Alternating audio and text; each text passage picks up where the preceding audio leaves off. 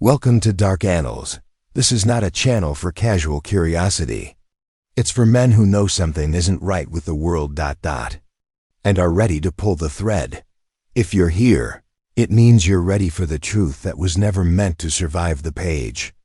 Tonight, we resurrect a story that governments sealed, churches burned, and scientists fear to speak aloud.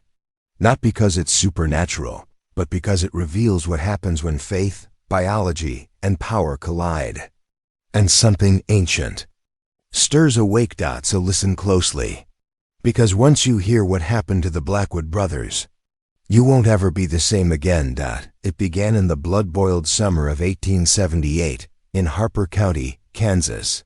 Typhoid fever, a name spoken in low, fearful tones, even then swept across the plains with inhuman speed. It tore through homes like a demon in daylight. It wasn't just killing, it was transforming. But 4 men didn't get sick. 4 brothers living alone on an isolated farm. They didn't just survive the plague, they thrived during it. And that should have been the first sign. Ezra, Caleb, Josiah, and Abel Blackwood. A brotherhood bound not just by blood, but by a deeper oath. One forged through faith, obsession, and something far older than scripture. When their neighbors began dying, some writhing in agony, others whispering in dead languages, the Blackwoods stood untouched, unchanged at first. But it didn't stay that way. Survivors reported strange changes in the brothers' appearance. By autumn, they no longer cast full shadows. By winter, their voices, once warm and commanding, carried vibrations that caused migraines and spontaneous nosebleeds. By spring, those who met their gaze for too long couldn't sleep for weeks. And when Dr. Samuel Morrison finally examined them in secret, what he wrote in a classified report that was immediately seized by the Kansas Medical Board was one line that still echoes through underground archives today. Subjects have transcended human biological classification. From that moment on, all files were sealed. The Methodist Church erased every mention of the Blackwoods from their records. Local witnesses were silenced.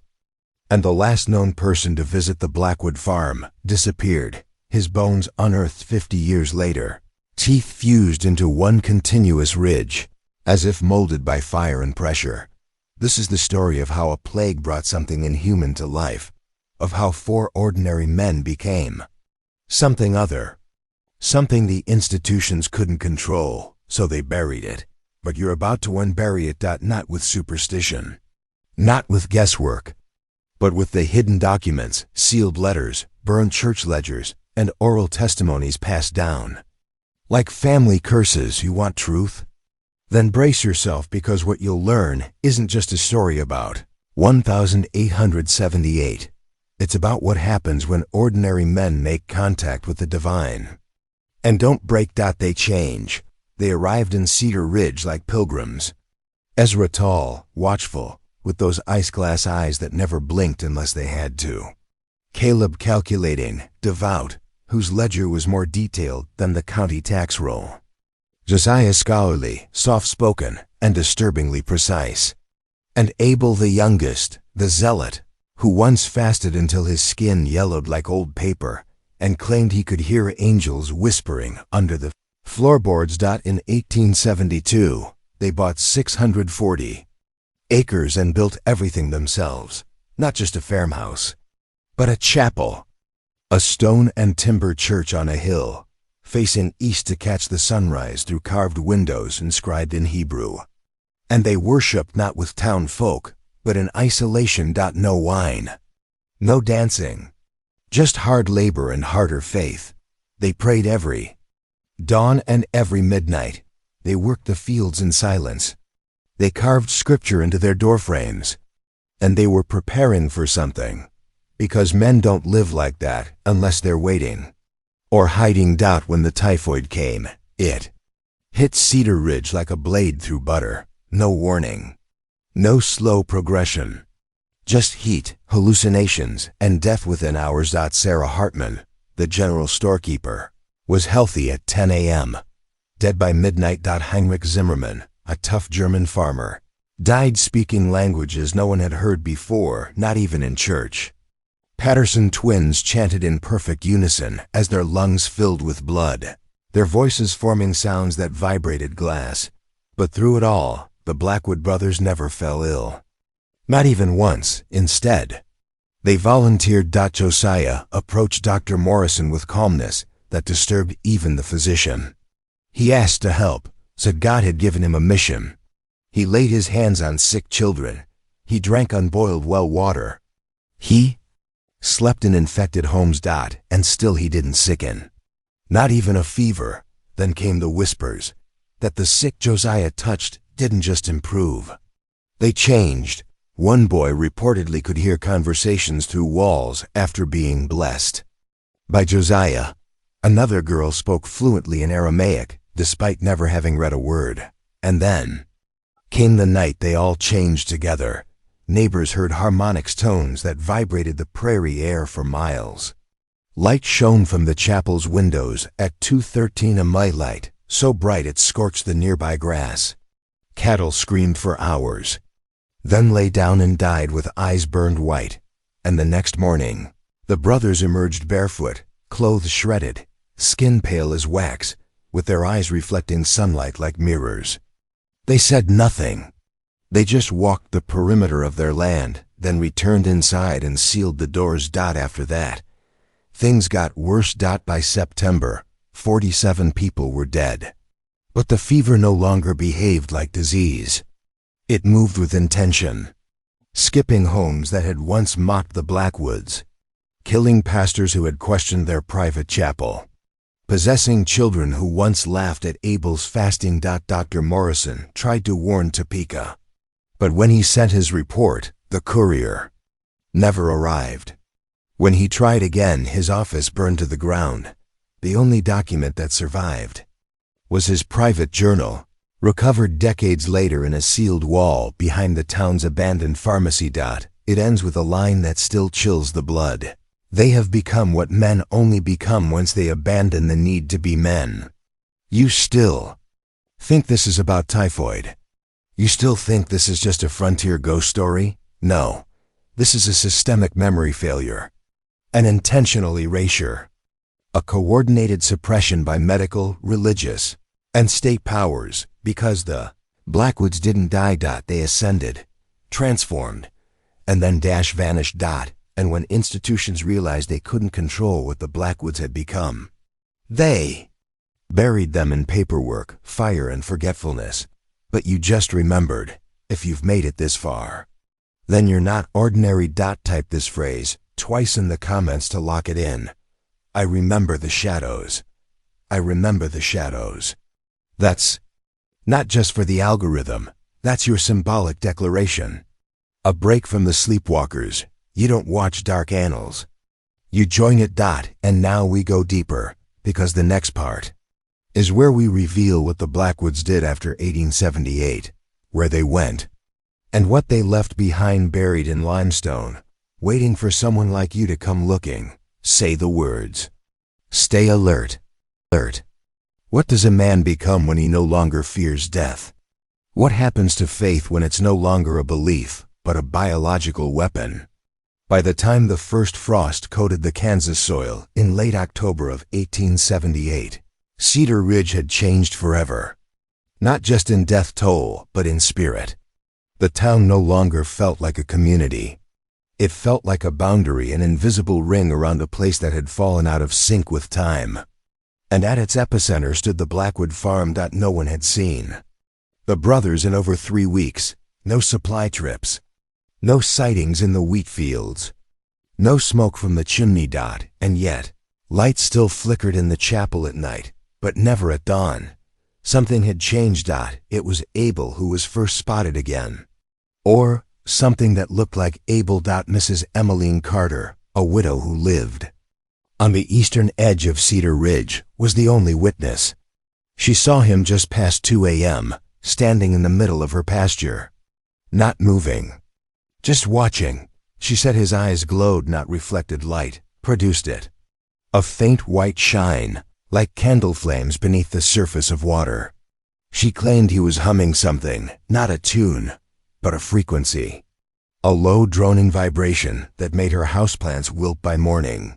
Her dog had to be put down the next day after it refused food and tore its own skin with its teeth. The sheriff dismissed her story, blaming grief, hysteria, or possibly exposure. But Mrs. Carter died 4 nights later. Her body found seated upright. In her rocking chair, eyes wide open, heart stopped, her mouth still shaped in a silent scream. No signs of violence, no explanation. The coroner wrote one word in his notes before sealing the report. Witness. Let's talk about what they became. Survival is not neutral. It changes those who endure when others perish. But the Blackwoods didn't just survive typhoid. They invited it, touched it, prayed through it, and came out the other side. Untouched by death, but no longer fully alive. Dr. Morrison, before vanishing, made one last visit to the farm. He had insisted to the townsfolk that the plague could be scientifically understood, that the Blackwoods were anomalies, not aberrations. But something he saw on that final trip broke him. He arrived with 2 colleagues, a botanist from Lawrence and a cleric from Wichita. All 3 had been corresponding quietly for weeks, investigating what they called behavioral divergence in immune hosts. But only one of them returned. The cleric, Father Neil, was found 2 days later wandering in the Flint Hills, barefoot and bloody, reciting fragments of scripture backward. He died in an asylum 3 months later, scratching seraphim inverted into the walls of his cell. No trace of Dr. Morrison or the botanist was ever found. Their wagon was discovered abandoned near the Blackwood Chapel, wheels intact, but every metal part rusted black. Inside, one thing remained, a journal with pages soaked in blood, except for one line scrawled in red ink across a ripped page. They sing in frequencies we were not made to hear. What could make 4 men shed their human constraints? The answer isn't possession, and it isn't science either. It's reconfiguration. You see, Josiah wasn't just a theologian.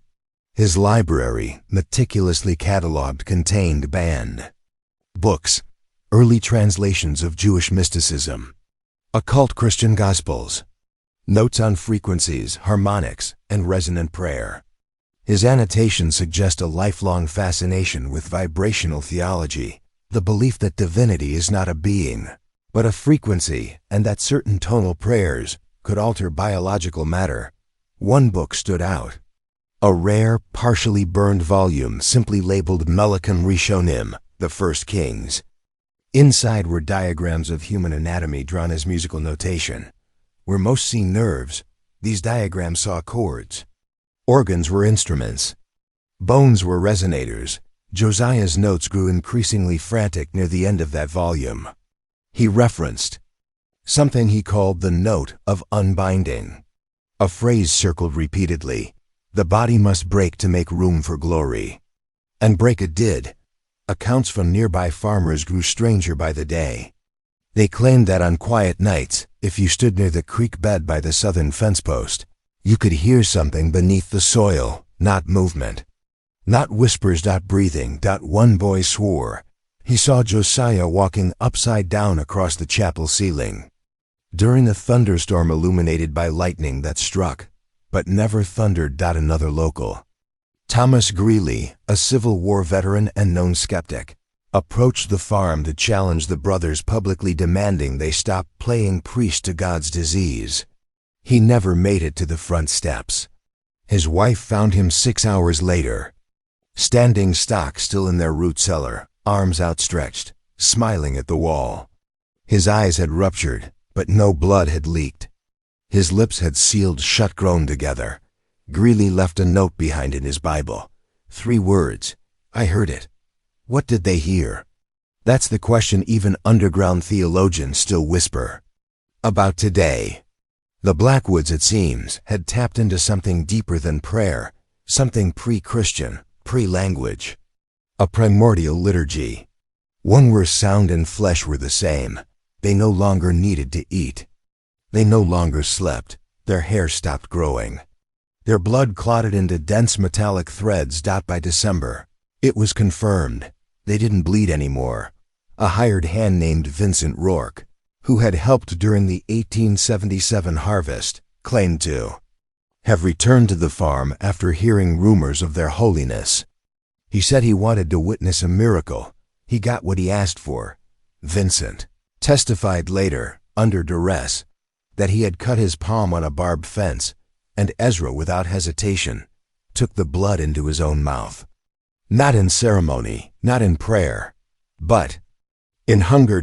And Ezra had whispered, "Yours still flows. Mine has stilled."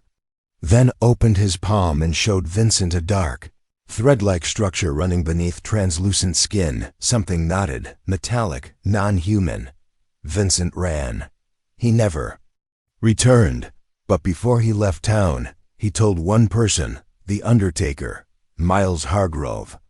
Hargrove recorded the tale in a private letter to his brother in Missouri. That letter still exists. It ends like this: "They are no longer men, Sam. They are tuned to something we cannot hear, or perhaps they've always been, and we are the ones who fell out of tune." So now you see, this isn't a ghost story. It's not folklore.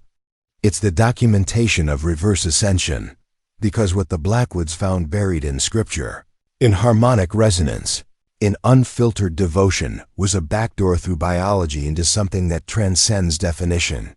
And the systems that govern this world, medical, religious, governmental, they all responded the same way. Erase, suppress, forget. They feared what these brothers became. Not because it was evil, but because it was free. No institution wants men like that walking among us. Men who don't bleed. Men who don't fear. Men who listen to what lies beneath the hum of reality. And that leads us to what was left behind. Because the Blackwoods didn't die. They retreated. They sealed the chapel doors on New Year's Eve, 1878. No one ever saw them again. But 3 months later, their farm was struck by what witnesses described as a vertical tornado of light. No weather system recorded it. No scientific record acknowledges it. But 6 households saw it and heard the tone. A tone so loud it caused miscarriages in 2 pregnant women. A tone that shattered every window within a 3-mile radius, except the chapels. When townsfolk finally approached the Blackwood land a week later, the chapel was gone, not collapsed. Not burned, gone, no foundation. No rubble, just a perfect circle of blackened earth and silence. Not a single bird has nested on that spot since. Do you understand what this means? This isn't about Kansas. It isn't about 1878.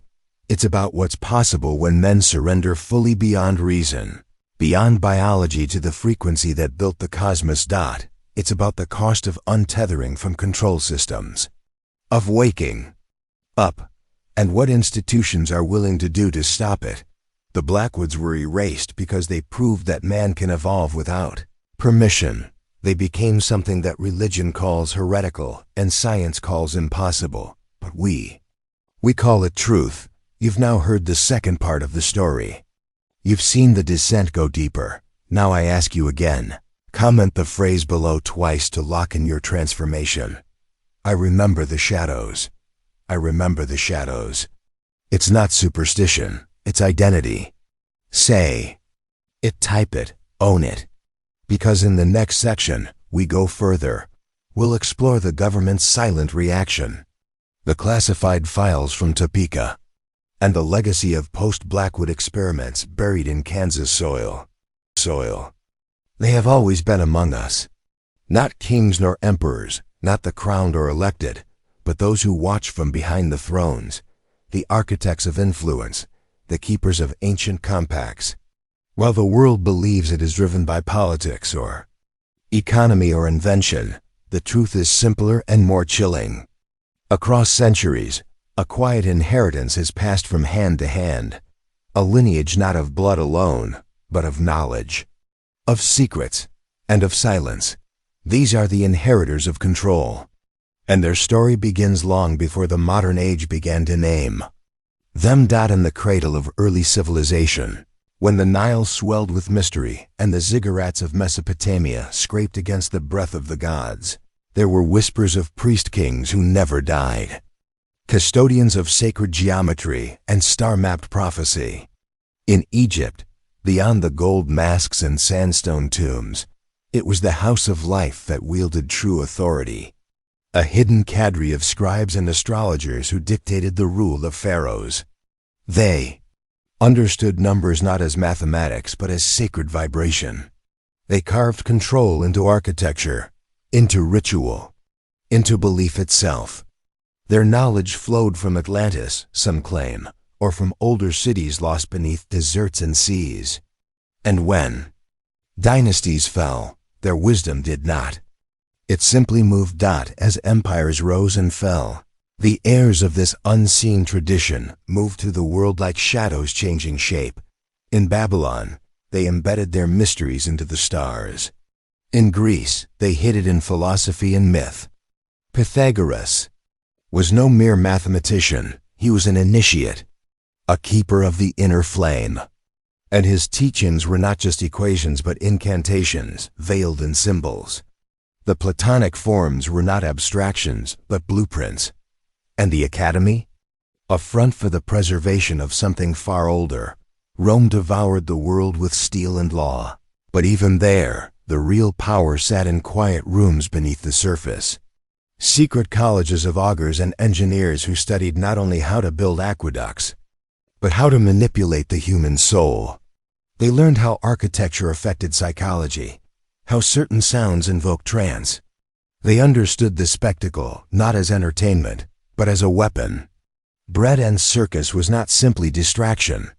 It was programming. Then came the fall. But the bloodlines continued, not just in noble houses but in hidden brotherhoods. The Knights Templar, the Assassins, the Hashashin, all born from the same tree of secret heritage, though they often fought as rivals, each with access to forgotten maps, underground libraries, initiation rites that date back to the stars, and all obsessed with control through knowledge. They were not only warriors, they were archivists, astronomers, alchemists, and the wars they fought were not only over land or treasure, but over who would shape the narrative of reality itself. In the cathedrals and crypts of medieval Europe, the legacy of these secret orders became more abstract, more encoded. The Gothic spires and stained glass windows were not merely religious expressions, but mathematical keys. They encoded ratios found in the human body and in planetary motion. Those who designed them were often initiates of something hidden deep beneath the visible church. The Vatican archives, stretching miles beneath Rome, hold more than just papal documents. They hold relics of a world overwritten, a version of history erased, rewritten, and then erased again. During the Renaissance, the inheritors of control evolved once more. They became scientists and philosophers. Leonardo da Vinci, Francis Bacon, John Dee, men celebrated for their brilliance, but all deeply embedded in esoteric traditions. Dee in particular, the mathematician and magician of Elizabethan England, was obsessed with communicating with angels. But were these angels metaphors, or code for intelligences that predated mankind? His Enochian language was supposedly dictated from beyond, and it bore structural resemblance to no known human tongue. These men did not seek knowledge for public enlightenment. They sought it for power. They understood that to control the map of reality, one must first understand the fabric it is woven from: geometry, sound, color, emotion. They began building models of influence that went far beyond the battlefield. By the time the Age of Enlightenment arrived, the new weapon was the mind. And those who inherited the old knowledge began embedding themselves into new institutions. The creation of central banks, the rise of international trade guilds, the formation of intelligence agencies. All of these bore the fingerprints of the inheritors. They understood something most do not: that revolution is most effective when it appears organic. That control is strongest when it is invisible. The Rothschilds, the Rockefellers, the Morgans, names spoken in hushed tones. Families accused of everything from currency manipulation to engineering global wars. But these are not cartoon villains. They are custodians, not of ideology, but of continuity dating through the 19th and 20th centuries. The machinery of control became ever more refined. Enter the think tanks, the policy institutes, the academic foundations. On the surface, they exist to advance knowledge and serve the public good. But behind the grants and publications lie long-range agendas. The Tavistock Institute in London, the Council on Foreign Relations in America, the Fabian Society, groups that study not only geopolitics but human behavior, emotional thresholds, groupthink, panic response. These are laboratories not of science but of obedience. They understood that controlling the future means controlling perception, and controlling perception means owning narrative. So they turned their attention to media, to cinema, to music.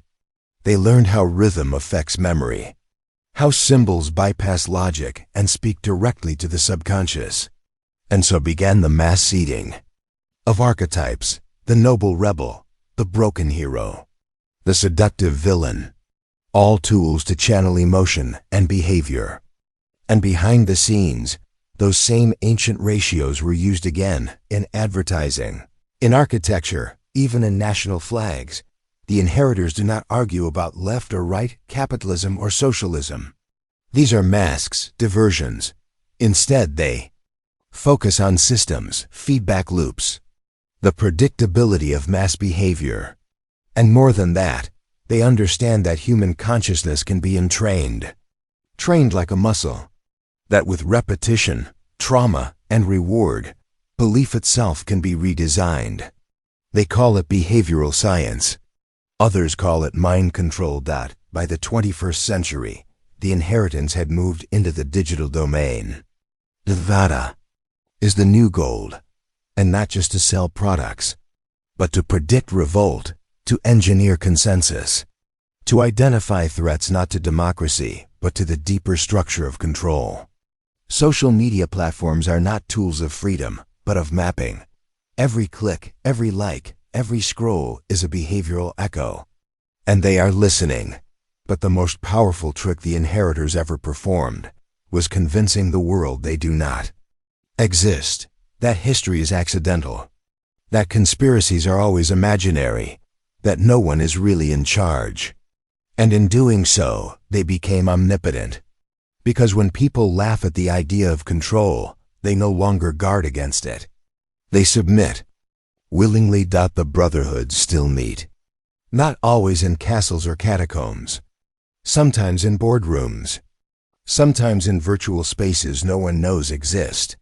They do not wear robes, they wear suits, but they still speak the old phrases. They still use the symbols. And the bloodlines, some say, are still maintained. Not for purity of race or name, but purity of knowledge, of mission. And what is the mission? The same as it has always been: to shape the story, to bend the dream, to maintain the illusion that what we see is all there is. Because if the veil were lifted, if even for a moment we saw the true structure beneath, the system would collapse.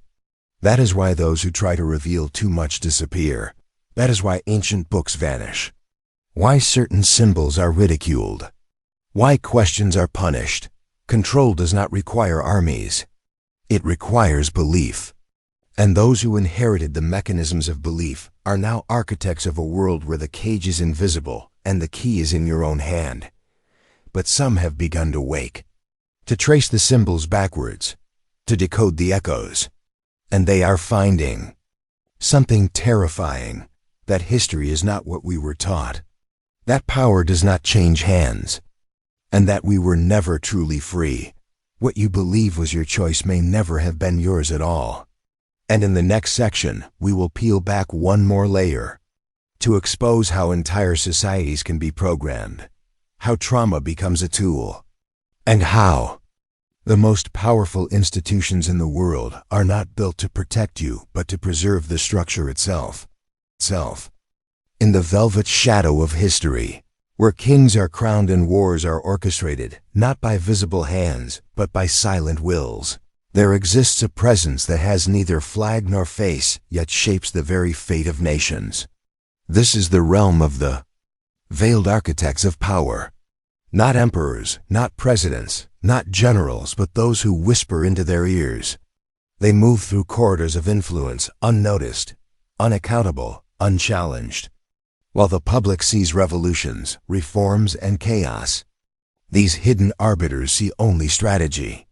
This section pulls back the velvet curtain and reveals a terrifying truth. The world is not as free or random as it appears. It is designed. For centuries, events that seemed spontaneous were not. They were the result of long meetings in secret. Rooms where decisions were made not for the good of the people, but for the maintenance of control. The French Revolution, once seen as a people's uprising, also bore the fingerprints of financiers who profited from regime change. Wars from Crimea to Korea weren't just about territory or ideology, they were test grounds for weapons contracts, markets, and mass psychological conditioning. Behind every great upheaval stands not just an ideology, but a ledger. The idea of the hidden hand is not new. Philosophers whispered about it. Writers hinted at it in coded texts. But those who saw too clearly often vanished into the folds of forgotten history. Take Giordano Bruno, a man centuries ahead of his time, who not only challenged the religious order, but also hinted at an interwoven system of control that reached beyond church and state. He was burned alive. Or consider Franz Bardon, who warned of spiritual and occult manipulation by hidden circles, with access to ancient systems of power. He died in a prison cell. When the truth gets too close to the surface, history has a way of swallowing the source. This invisible class doesn't need armies. Their power lies in influence over money, media, education, and narrative. They sit on the boards of banks that print money and create inflation. They sponsor the foundations that shape curricula and write the history books. They own the media, channels that define what is true and what is conspiracy. To control what people believe is to control what people do. It is a power far greater than any throne or tank. Consider the Bilderberg Group, founded in 1954. It has hosted annual meetings between top political leaders, corporate executives, and royalty from Europe and North America. No minutes are published. No press is allowed. Yet decisions made within those walls have mirrored international policy shifts. After one such meeting, the European Union gained momentum. After another, economic globalization was accelerated. And while many scoff at the idea of such gatherings, being anything more than networking events, the outcomes are too aligned to be coincidence. Coincidence is the polite word used when people are too afraid to say conspiracy, but it goes deeper. There is an unbroken lineage of control, one that traces back to the mystery schools of Egypt, the temple builders of Babylon, and the priesthoods of Sumer. These were not just religious institutions. They were custodians of sacred knowledge, astronomy, geometry, and psychological manipulation. They understood the masses could be moved not with force, but with symbols, rituals, and controlled belief systems. Fast forward to the modern world, and those same principles are used through branding, Hollywood films, political theater, and televised drama. The methods changed. The mechanisms did not dot in the early 20th century. One name stands out, Edward Bernays, the nephew of Sigmund Freud. Bernays took psychological principles and weaponized them into the art of public relations. He showed how to manufacture consent and how to create demand not based on need, but on engineered desire. His work was so effective that corporations and governments adopted it wholesale. Today, elections are won not by ideas, but by algorithms that predict emotional reactions. Public opinion is no longer formed. It is sculpted. It is no accident that children are taught what to think rather than how to think. The education system, once envisioned as a path to enlightenment, was redesigned to produce obedient workers and passive citizens. The same industrialists who owned the factories also funded the school boards. From a young age, critical thinking was replaced by memorization, curiosity by compliance. Questioning the system became an act of rebellion rather than education. This is by design. A population that thinks too much is hard to govern. A population that fears questioning authority is easy to control.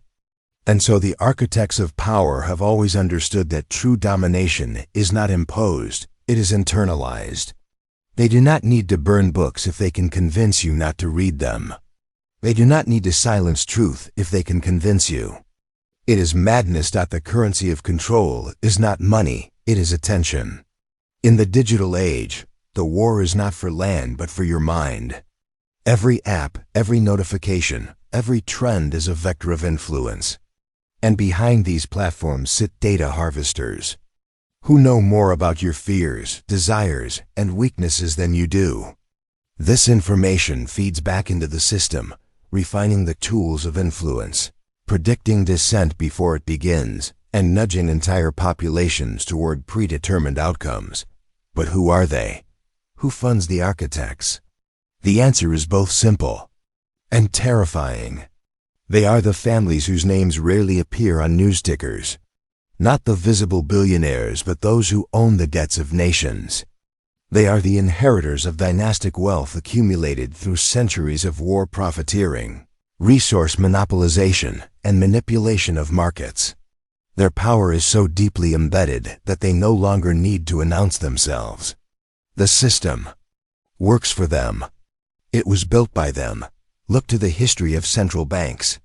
The Federal Reserve, the European Central Bank, the Bank of International Settlements. These are not democratic institutions. They are private entities that issue currency, with interest, making debt a permanent feature of civilization. Nations do not borrow from their people, but from these entities, placing entire populations into invisible chains of interest payments. It is modern serfdom wrapped in paper money and digital credit. And still deeper, there are layers few dare to consider. Intelligence agencies, often seen as patriotic defenders, have long been tools of this invisible empire. From Operation Gladio in Europe to MK Ultra in America, history is filled with examples of secret programs designed to destabilize, manipulate, and experiment on both enemies and citizens. These operations are not rogue. They are sanctioned. They are systemic. And they are ongoing. Throughout time, whistleblowers have emerged only to be silenced, smeared, or disappeared. People like Gary Webb, who exposed CIA involvement in drug trafficking, died of 2 gunshots to the head, ruled a suicide. Or Dr. David Kelly, a weapons expert who challenged the narrative leading to war in Iraq, found dead under suspicious circumstances. Their deaths are warnings written in blood. To speak the forbiddens is to risk everything. So why does the system allow glimpses? Why are we permitted to know fragments? Because a controlled release of truth can act as a pressure valve, letting people believe they are waking up while keeping them inside a larger dream. Truth becomes entertainment, conspiracy becomes content, and the deeper cages remain intact. And yet, the illusion is thinning. More people are asking why the world feels rigged, why choices feel hollow, why freedom feels performative. Because, somewhere deep down, we sense it. We are not living in a free system.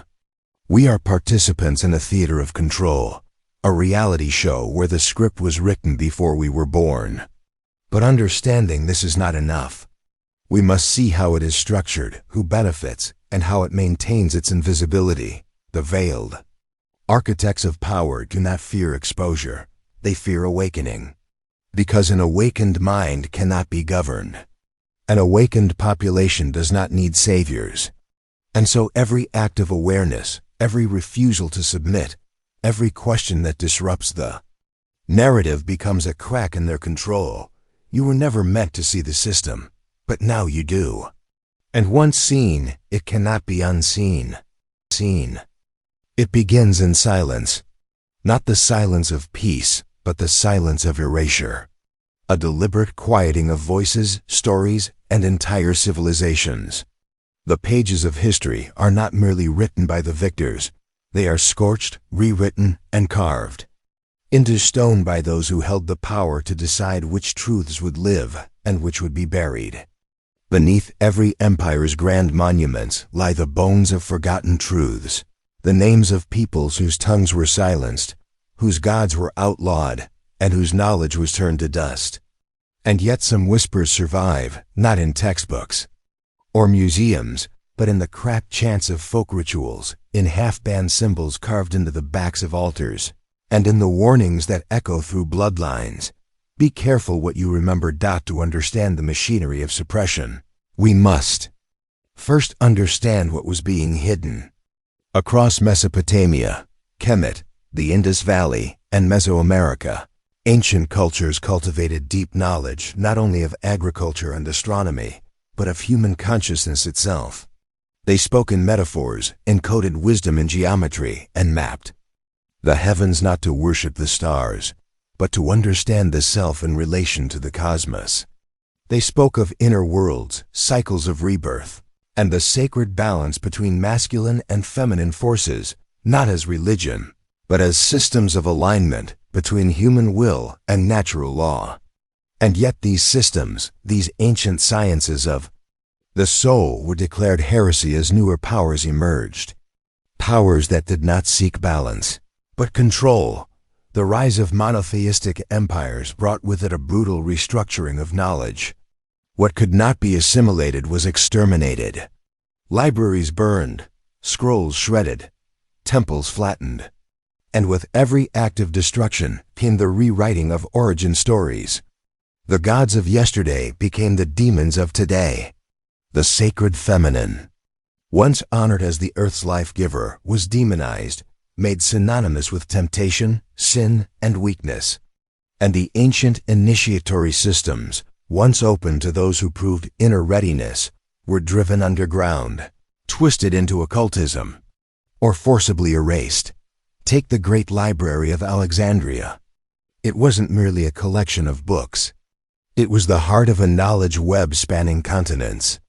It housed texts from Ethiopia, Babylon, Persia, Greece, and India. It preserved star maps, medicinal codes, and philosophical treatises that questioned the very nature of reality. And yet, it was burned, not once, but multiple times across generations. Historians argue over who lit the match, but the motive remains clear. Centralized power cannot tolerate decentralized knowledge. Knowledge that empowers the individual threatens the systems built to control the collective. And then there is the case of the Cathars, a spiritual sect in 12th century southern France who practiced a stripped-down, ascetic Christianity that emphasized reincarnation, gender balance, and direct communion with the divine. They rejected the authority of the Catholic Church.